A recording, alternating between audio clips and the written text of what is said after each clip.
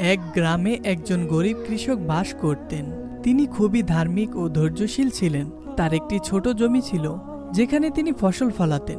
এক বছর প্রচণ্ড খরা দেখা দিল। বৃষ্টি না হওয়ায় তার ফসল নষ্ট হয়ে গেল। তার পরিবার অনাহারে থাকতে লাগলো। একদিন তার স্ত্রী তাকে বলল, আমরা কি করব? আমাদের কাছে খাবারের কোনো সংস্থান নেই। আমাদের সন্তানরা ক্ষুধায় কষ্ট পাচ্ছে।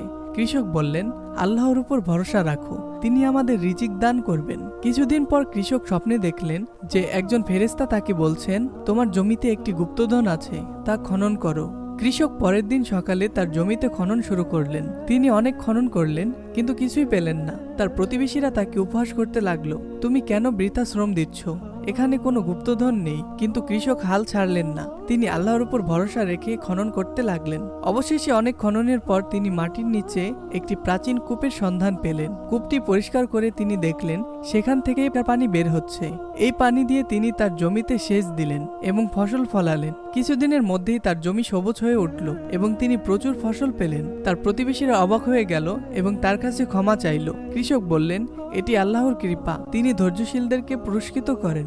ইসলামিক আলোচনা শুনলেও সওয়াব হয়, তাই চ্যানেলটি সাবস্ক্রাইব করুন।